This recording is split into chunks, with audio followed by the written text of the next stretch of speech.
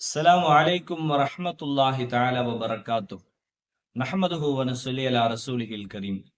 வாழ்க்கையிலே எப்பொழுதுமே எந்த சூழலிலும் யாரிடத்திலும் கையேந்தாமல் செல்வத்தோடு தன்னிறைவாக வாழ வேண்டுமா? இந்த ஒரே ஒரு திக்ரை உங்களால் முடிந்த அளவு தினசரி ஓதி பாருங்கள்.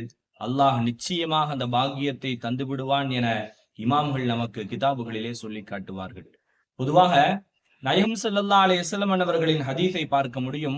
நபி அவர்கள் சொன்ன ஹதீஸ் புகாரியிலே 6410வது ஹதீஸாக பதிவு செய்யப்படும்.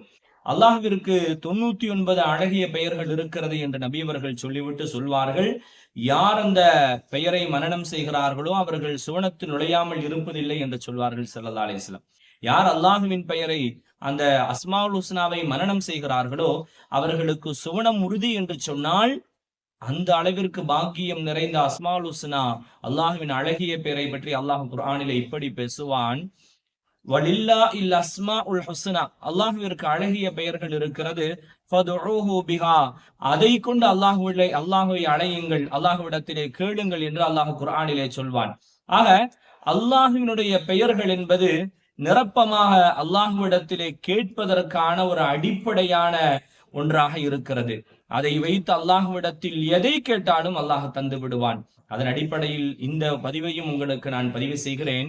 யா அசீஸ் என்ற வார்த்தை, யா அசீஸ் என்ற அல்லாஹ்வினுடைய பெயரை யார் சுபுகு தொழுகைக்கு பிறகு ஓதுகிறாரோ, மன் தாவம அலா திக்ரி யா அசீஸ், யார் யா அசீஸ் என்ற அல்லாஹ்வினுடைய பெயரை தொடர்ந்து ஓதுகிறாரோ, பாத சுபுகி, சுபுகு தொழுகைக்கு பின்னால் கணக்கில்லை, இவ்வளவுதான் ஓதணுங்கிற கணக்கில்ல, உங்களுடைய விருப்பத்தின் அடிப்படையில் தினசரி சுபுகு தொழுகைக்கு பிறகு நீங்கள் தொழுத இடத்திலேயே அமர்ந்து யா அசீஸ் என்ற திக்ரை நீங்கள் தொடர்ந்து ஓதுவீர்களானால் நிச்சயமாக அல்லாஹ் உங்களுக்கு செல்வங்களை அதிகமாக கொடுத்து விடுவான். மட்டுமல்ல, வாழ்க்கையில் எந்த காலமும் எந்த நேரத்திலும் எந்த தேவைக்காகவும் யாரிடத்திலும் நிற்க வேண்டிய தேவை ஏற்படாது.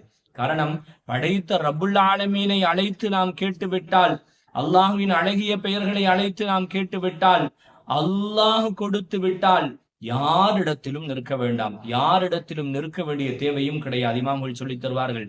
மீண்டும் சொல்வேன், தினசரி தொடர்ந்து மண் தாவமே என்று சொல்வார்கள், தொடர்ந்து ஓத வேண்டும்.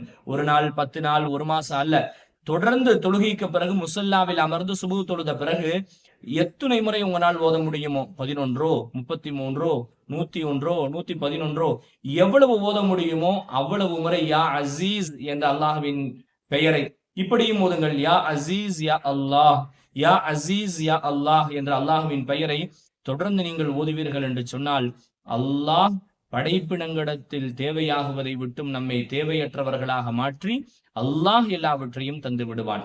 படைத்தவன் அத்துணைகளையும் தந்து விடுவான். அதுதான வேணும். அடுத்தவங்கள்ட்ட கையேந்தாம வாழணும்னு தான் ஆசைப்படுறோம். எந்த காலமும் அந்த சூழல் நமக்கோ நம்மின் மக்களுக்கோ வராமல் அல்லாஹ் பாதுகாப்பான். இன்னும் கிதாபுகளில் பதிவு செய்கிறார்கள், இப்படியும் சொல்கிறார்கள், யாரு சுபுகு தொழுகைக்கு பிறகு 41 முறை யா அசீஸ் யா அல்லாஹ் என்ற திக்ரை ஓதுகிறார்களோ அவர்களை அல்லாஹ் செல்வங்களில் உயர்ந்தவர்களாக மாற்றுவான் என இமாம்கள் சொன்னதை கிதாபுகளில் நம்மால் காண முடிகிறதாக. யா அசீஸ் யா அல்லாஹ் என்ற அல்லாஹ்வின் பெயரை அதிகம் சொல்லுங்கள், நிறைய ஓதுங்கள். அல்லாஹு தாலா எல்லாவற்றையும் வெற்றியாக மாற்றி விடுவான். வ ஆகிரு தஅவானா அல்ஹம்துலில்லாஹி ரப்பில் ஆலமீன். அஸ்ஸலாமு அலைக்கும் வரஹ்மத்துல்லாஹி தஆலா வபரகாத்துஹு.